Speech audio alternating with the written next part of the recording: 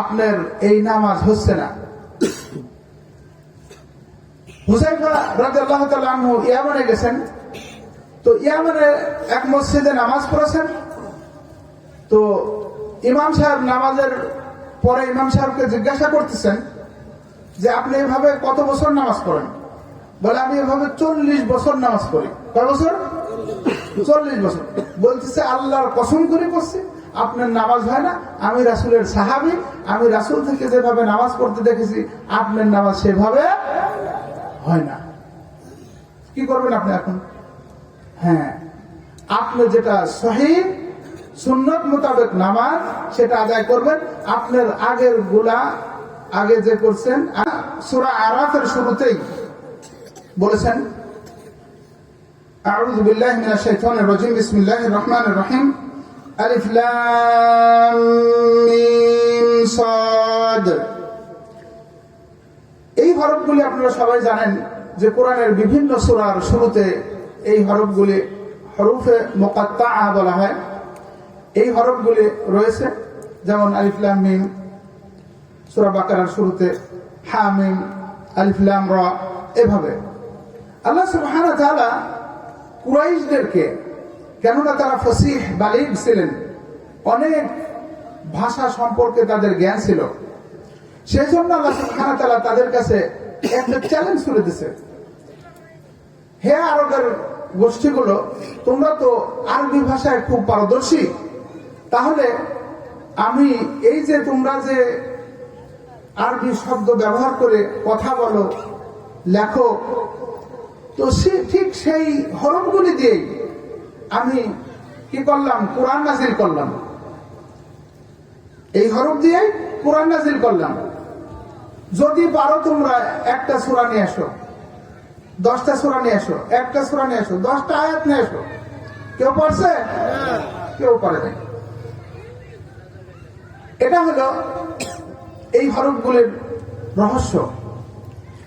আরো অন্য মুফাসসিরে কেরাম অন্য কথা বলেছেন, কিন্তু আল্লাহ সুবহানাহু ওয়া তাআলা একথাই বোঝাতে চাইছেন যে তোমরা যে হরফগুলি দিয়ে লেখো, সেই হরফগুলি দিয়েই আমি কোরআন নাজিল করেছি। পারলে তোমরা 10টা সূরার মতো সূরা বানিয়ে নিয়ে আসো, একটা সূরা নিয়ে আসো, 10টা আয়াত নিয়ে আসো। কেউ একটা সূরাও বা একটা আয়াত পর্যন্ত বানাইতে পারে নাই। সুবহানাল্লাহ। দ্বিতীয় আয়াতে আল্লাহ সুবহানাহু ওয়া তাআলা বলেছেন, কিতাবুন উনজিলা ইলাইকা ফালা ইয়াকুন ফি সাদরিকা হারাজুম মিনহু লিতুনজিরা বিহি ওয়া যিকরা লিল মুমিনিন। এই আয়াতে আল্লাহ সুবহানাহু ওয়া তাআলা কিতাব, এই কিতাব মানে কোরআন, এই কিতাব উনজিলা ইলাইকা, হে রাসূল আপনার প্রতি নাজিল করেছি। কার প্রতি? মুহাম্মদ সাল্লাল্লাহু আলাইহি ওয়াসাল্লামের উদ্দেশ্য করেছেন। আপনার প্রতি নাজিল করেছি, ফালা ইয়াকুন ফি সাদরিকা হারাজ, যাতে করে আপনার বক্ষে কোনো প্রকার সন্দেহ না আসে। এখানে হারাজ শব্দের অর্থ সন্দেহের কথা বোঝানো হয়েছে। এই কিতাব সম্পর্কে কোনো প্রকার সন্দেহ যাতে না আসে, এজন্য যাতে করে আপনি কি করতে পারেন? মিনহু লিতুনজিরা বিহি ওয়া যিকরা লিল মুমিনিন, এটা দিয়ে আপনি ওই লোকদেরকে সতর্ক করতে পারেন। কোন লোক? যারা কি ছিলেন? কুরাইশ, কুফারে কুরাইশ ছিলেন, মক্কার সেই লোকদের। তারপরে আল্লাহ সুবহানাহু ওয়া তাআলা বলেছেন ওয়া যিকরা লিল মুমিনিন, আর এটা মুমিনদের জন্য কি? মুমিনদের জন্য এটা উপদেশ, মুমিনদের জন্য উপদেশ। মুমিনরা এখান থেকে উপদেশ গ্রহণ করবে, যারা মুমিন না তাদের জন্য এটা উপদেশ না। আল্লাহ সুবহানাহু ওয়া তাআলা যেমন সূরা বাকারার মধ্যে এভাবেই আলিফ লাম মিম যালিকাল কিতাবু লা রাইবা ফীহি হুদাল লিল মুত্তাকিন, হুদাল লিল মুত্তাকিন, এটা ওই কিতাব যে কিতাব লা রাইবা ফীহি, যার মধ্যে কোনো সন্দেহ নাই। আর হুদাল লিল মুত্তাকিন, মুত্তাকিনদের জন্য এটা পথ প্রদর্শক। যে ধর্মে থাকুক, আল্লাহকে ভয় করেছে, এই কোরআন ঘাটতে গেছে যে কোরআনে কি নাজিল হয়েছে, যখনই সে এটা করতে গেছে তখনই এই জালে আটকে পড়ছে। কথা একটু কম বলেন তো। এই জন্য এই কোরআন যেটা মানুষের পথ প্রদর্শক, এভাবে যে ধর্ম থেকে হোক সে আল্লাহকে ভয় করবে, আল্লাহ সুবহানাহু ওয়া তাআলার এই কোরআন রিসার্চ করবে, গবেষণা করবে, পড়াশোনা করবে। আল্লাহ সুবহানাহু ওয়া তাআলা অন্য ধর্মের হলে কি করবে? এই জালে আটকা দিবে, সে বের হতে আর পারে না। ইল্লা মান রাহিমাল্লাহ, আল্লাহ যাদের প্রতি রহম করছে তারা ইসলামের মধ্যে বড় বড় বিজ্ঞানিক, দার্শনিক, ডাক্তার, ইঞ্জিনিয়ার চলে আসছে। এটা হলো সেই কিতাব হুদাল লিল মুত্তাকিন। আর সেই মুত্তাকিন না কারা? মুত্তাকিন কারা? আল্লাযীনা ইউমিনুনা বিল গায়ব, আল্লাযীনা ইউমিনুনা বিল গায়ব, যারা গায়েবের প্রতি বিশ্বাস করে, যারা গায়েবের প্রতি বিশ্বাস করে। তাহলে সর্বপ্রথম কিসের কথা আসছে? ঈমানের কথা। আল্লাযীনা ইউমিনুনা বিল গায়ব, যারা গায়েবের প্রতি বিশ্বাস করে। তারপরেই কি করে? ওয়া ইউকিমুনাস সালাহ, ওয়া ইউকিমুনাস সালাহ, আর যারা নামাজ প্রতিষ্ঠা করে, যারা নামাজ প্রতিষ্ঠা করে তারা হলো হেদায়েত প্রাপ্ত। তাহলে যারা ঈমান আনবে আর সেই ঈমানের দাবি পূরণ করবে কি দিয়ে? নামাজ দিয়ে। প্রথম দাবি, ঈমানের প্রথম দাবি নামাজ। ইসলামের গণ্ডির মধ্যে প্রবেশের প্রথম ধাপ হলো ঈমান। আর সেই ঈমান আনার পরে প্রথম যেটা ব্যক্তি হিসাবে সে কাজ করবে তার কাজ হলো নামাজ প্রতিষ্ঠা করা। নামাজ প্রতিষ্ঠা করা কিভাবে? নামাজের শুরুত, শর্ত, ওয়াজিবাত, যা ফরজ রয়েছে নামাজের, সুন্নাত, মুস্তাহাব্বাত, এই সমস্ত কিছু দিয়ে সে নামাজ পড়বে, নামাজের মধ্যে এগুলো রাখবে। আবু বকর জাবের আল জাজাইরি উনি ওনার তাফসিরে এই কথাই বলেছেন যে নামাজের প্রত্যেকটি শর্ত নিয়ে আসবে, আর ওয়াজিবাত যেটা ফরজ যেটা সেটা নিয়ে আসবে, সুন্নাত নিয়ে আসবে, আর মুস্তাহাব্বাত নিয়ে আসবে। যেভাবে রাসূল সাল্লাল্লাহু আলাইহি ওয়াসাল্লাম ইরশাদ করেছেন, সাল্লু কামা রাআইতুমুনি উসাল্লি, তোমরা নামাজ প্রতিষ্ঠা করো যেভাবে আমাকে নামাজ আদায় করতে দেখো। আমি যেভাবে নামাজ আদায় করি সেইভাবে তোমরা নামাজ আদায় করো। আজকে রাসূলের নামাজের মতো আমাদের কয়জনের নামাজ হচ্ছে?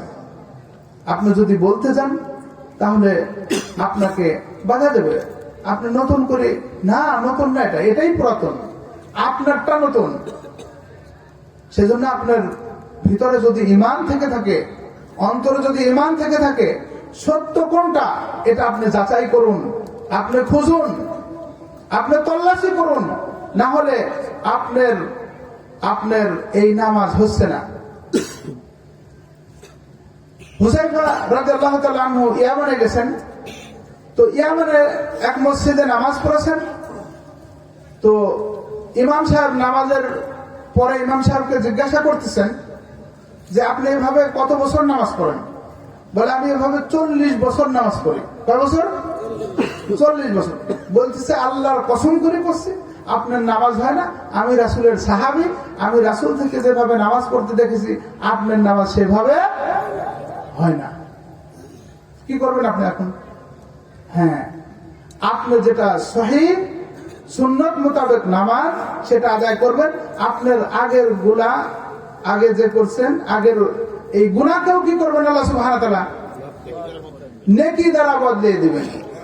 উবাদদিলুল্লাহ সাইয়্যাত বিল হাসানাত, আল্লাহ সুবহানাহু ওয়া তাআলা সাইয়্যাতকে হাসানাত দিয়ে পরিবর্তন করে দিবেন। সুবহানাল্লাহ বলতেছেন, আল্লাহু আকবার।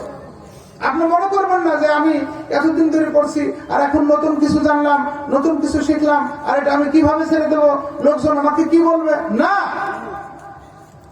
আপনি যখন নতুন, আমাদের বাংলাদেশের একজন আলেম বলছে আমি 68 বছর নামাজ পড়েছি, সেই নামাজকে আমি চেঞ্জ করেছি একটা কিতাব পড়ে, ছোট্ট একটা চটি কিতাব পড়ে আমি আমার নামাজকে কি করেছি, চেঞ্জ করেছি। আল্লাহু আকবার। তাহলে তিনি সত্যের সন্ধানী ছিলেন।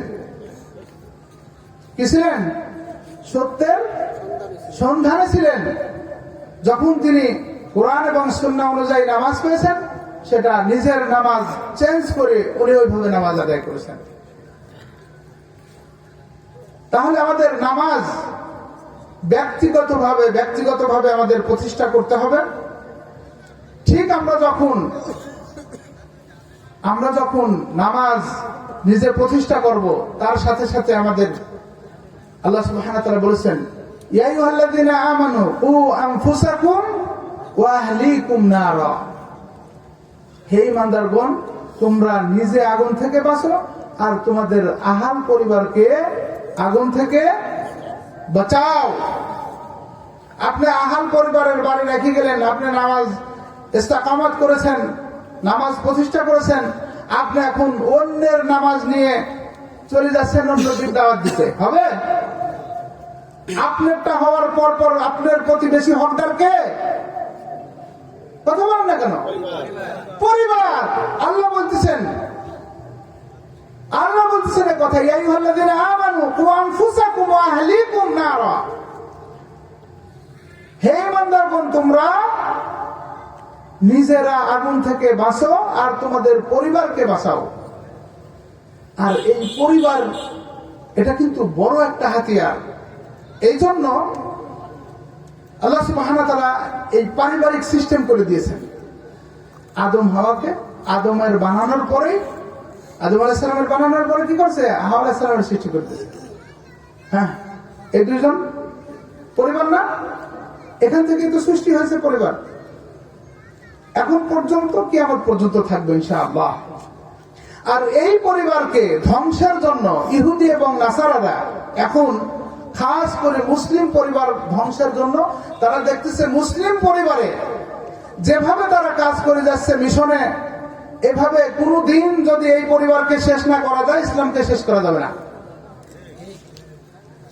সেই জন্য তারা ইসলাম শেষ করার জন্য মুসলিম পরিবারের প্রতি আগে আঘাত করেছে। জি বাংলা দিয়ে, বিভিন্ন চ্যানেল দিয়ে কিভাবে কি করা যায়, কিভাবে স্বামী স্ত্রীর মধ্যে তাদের মধ্যে বিভেদ করা যায়, এই সিস্টেম শুরু করছে তারা, যাতে করে মুসলিমের এই পরিবার শেষ করে দেওয়া যায়। সতর্ক হতে হবে। কিন্তু আপনারা সবাই বেশিরভাগ কি পরিবারের কর্মকর্তা, তো সেই পরিবার আপনাকে রক্ষা করতে হবে। কুল্লুকুম মাসউলুন, তোমরা সবাই মাসউল, দায়িত্বশীল। মাসউল শব্দ আরবি শব্দ। কি শব্দ? আরবি শব্দ। এই মাসউল শব্দের অর্থ হলো যাকে প্রশ্ন করা হবে। আল্লাহ রাসূল বলতেছেন কুল্লুকুম মাসউলুন, তোমরা সবাই দায়িত্বশীল। কুল্লুকুম মাসউলুন আন রাইয়াতিহি, আর তোমাদের অধীনস্থ যারা আছে তাদের ব্যাপারে তোমাদেরকে প্রশ্ন করা হবে।